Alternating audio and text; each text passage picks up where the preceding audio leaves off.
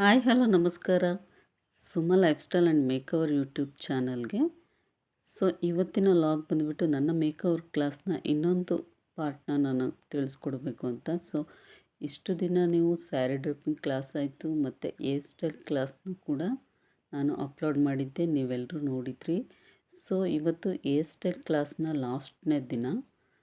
ನಮಗೆ ಪ್ರಾಕ್ಟೀಸ್ನ ಇವತ್ತು ಕೊನೆಯ ದಿನ ಆಗಿರುತ್ತೆ ಏರ್ ಸ್ಟೈಲ್ ಕ್ಲಾಸ್ದು.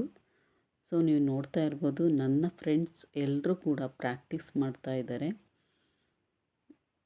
ನೋಡಿ. ಒಬ್ಬೊಬ್ಬರಾಗಿ ಎಷ್ಟು ಇಂಟ್ರೆಸ್ಟಾಗಿ ಕಲಿತಾ ಇದ್ದಾರೆ ಅಂತ. ಪರ್ಫೆಕ್ಟಾಗಿ ಎಲ್ಲರೂ ಕಲಿತರು ನೀಟಾಗಿ. ಹಾಯ್ ತುಂಬ ಚೆನ್ನಾಗಿತ್ತು ಕ್ಲಾಸ್. ಮಾತ್ರ ಎಲ್ಲರೂ ಎಂಜಾಯ್ ಮಾಡ್ಕೊಂಡು ಖುಷಿಯಿಂದ ಕ್ಲಾಸ್ನ ಕಲ್ತ್ವಿ.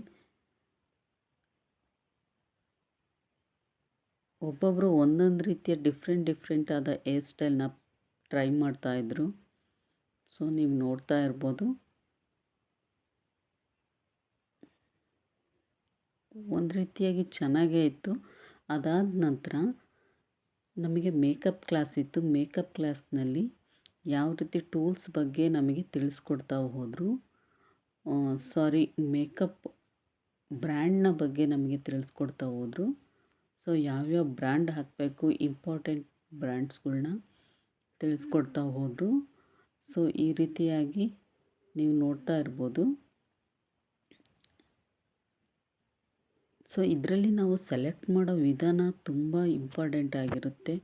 ಎಲ್ಲ ಥರದ ಬ್ರ್ಯಾಂಡ್ಗಳು ಸಿಗುತ್ತೆ, ಆದರೆ ಮೋಸ್ಟಬಲ್ ಪರ್ಫೆಕ್ಟ್ ಆಗಿರೋ ಚಾಯ್ಸ್ ನಮ್ಮದಾಗಿರಬೇಕು.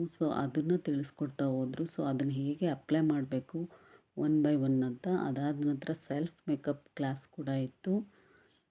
ಸೆಲ್ಫ್ ಮೇಕಪ್ ಕ್ಲಾಸ್ ಆದಮೇಲೆ ಅವರು ತಿಳಿಸ್ಕೊಟ್ಟ ನಂತರ ನಾವು ಅವ್ರಿಗೆ ಮೇಕಪ್ ಮಾಡಬೇಕಾಗಿತ್ತು. ನೀವು ನೋಡ್ತಾ ಇರ್ಬೋದು ಬಿಫೋರ್ ಮೇಕಪ್ ಹೇಗಿತ್ತು, ಆಮೇಲೆ ಆಫ್ಟರ್ ಮೇಕಪ್ ಹೇಗೆ ನಾನು ಮಾಡಿದ್ದೀನಿ ಅಂತ. ಇವರು ಕೂಡ ಅಲ್ಲಿ ಕಲೀಲಿಕ್ಕೆ ಬಂದಂತಹ ಸ್ಟೂಡೆಂಟು ನೋಡಿ. ಬಿಫೋರ್ ಹೇಗಿದ್ದರು, ಮೇಕಪ್ ಆದಮೇಲೆ ಯಾವ ರೀತಿ ಆಯಿತು ಅಂತ. ತುಂಬ ಚೆನ್ನಾಗೇ ಇತ್ತು. ನಮಗಂತೂ ಇಂಟ್ರೆಸ್ಟಾಗಿ ನೀಟಾಗಿ ಕಲ್ತ್ವಿ. ಇವ್ರಿಗೂ ಕೂಡ ಮೇಕಪ್ ಮಾಡಿದೆ. ವೆರಿ ಬ್ಯೂಟಿಫುಲ್ಲಾಗಿ ಕಾಣ್ತಾಯಿದ್ರು ಇವರು ಕೂಡ, ಸಂಧ್ಯಾ ಅಂತ ಹೇಳ್ಬಿಟ್ಟು.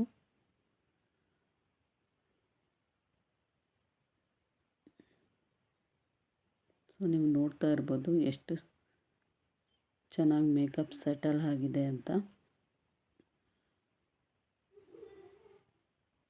ಇದರಿಂದ ನಾವು ಎಲ್ಲೇ ಹೋದರೂ ಮೇಕಪ್ನ ನಾವು ಅಟೆಂಡ್ ಮಾಡ್ಬೋದಾಗಿತ್ತು.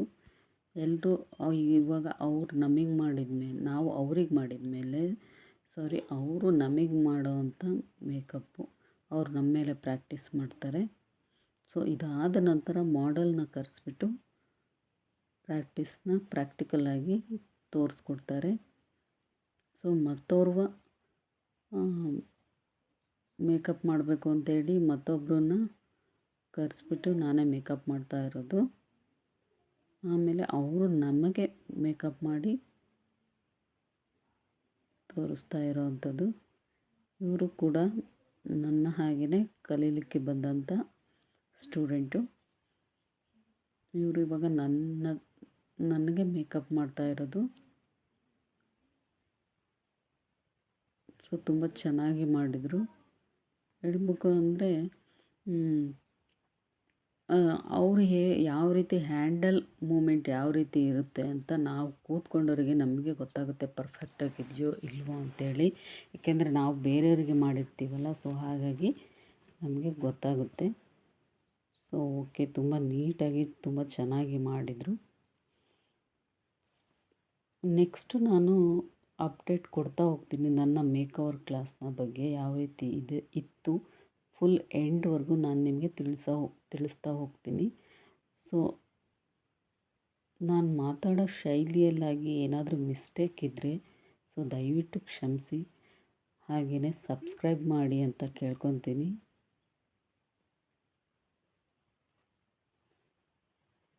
ಇವತ್ತಿನ ವ್ಲಾಗ್ ನಿಮಗೆಲ್ಲರಿಗೂ ಇಷ್ಟ ಆಗಿದೆ ಅಂತ ಭಾವಿಸ್ತೀನಿ. ನನ್ನ next up to date makeover class ಬಗ್ಗೆ ನಾನು ನಿಮಗೆ ತಿಳಿಸ್ತಾ ಹೋಗ್ತೀನಿ.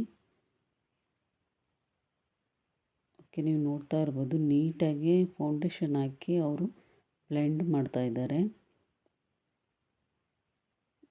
ಅಂದರೆ ನಮ್ಮ ಸ್ಕಿನ್ ಟೋನ್ಗೆ ತಕ್ಕಂಥ ಚಾಯ್ಸ್ ಫೌಂಡೇಶನ್ನ ಸೆಲೆಕ್ಟ್ ಮಾಡಬೇಕು. ಯಾವುದಂದರೆ ಯಾವುದು ಹಾಕೋ ಹಾಗಿಲ್ಲ. ಸ್ಕಿನ್ ಟೋನ್ ಯಾವ ರೀತಿ ಇದೆ ಅದನ್ನು ನೋಡಿ ಚೆಕ್ ಮಾಡಿಬಿಟ್ಟು ನಾವು ಫೌಂಡೇಶನ್ನ ಸೆಲೆಕ್ಟ್ ಮಾಡ್ಕೋಬೇಕು. ಫೌಂಡೇಶನ್ ಅಂತ ಅಲ್ಲ, ಈವನ್ ಪ್ರೈಮರ್ ಆಗಿರ್ಬೋದು, ಮಾಯ್ಶ್ಚರೈಸರ್ ಆಗಿರ್ಬೋದು, ಟೋನರ್ ಆಗಿರ್ಬೋದು, ಎಲ್ಲದನ್ನು ಕೂಡ ನಮ್ಮ ಸ್ಕಿನ್ ಟೋನ್ಗೆ ತಕ್ಕಂತೆ ಮ್ಯಾಚ್ ಮಾಡಿಕೊಂಡು ನಾವು ಹಾಕಬೇಕಾಗುತ್ತೆ. ಸೊ ಆಯಿಲ್ ಸ್ಕಿನ್ ಇರೋರಿಗೆ ಬೇರೆ ಥರದ್ದು, ಆಮೇಲೆ ಡ್ರೈ ಸ್ಕಿನ್ ಇರೋರಿಗೆ ಬೇರೆ ತರಹ ಪ್ರಾಡಕ್ಟ್ನ ನಾವು ಯೂಸ್ ಮಾಡಿದ್ರೆ ಮೇಕಪ್ ತುಂಬ ಸೆಟಲ್ ಆಗಿ ಕಾಣುತ್ತೆ.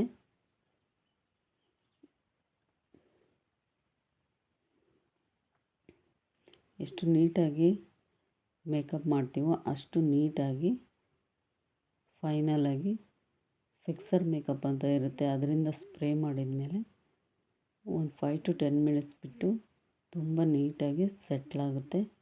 ಸೊ ಇನ್ನು ನೆಕ್ಸ್ಟ್ ವಿಡಿಯೋದಲ್ಲಿ ನಾನು ಅಪ್ಡೇಟ್ ಕೊಡ್ತೀನಿ. ಟೇಕ್ ಕೇರ್, ಬಾಯ್.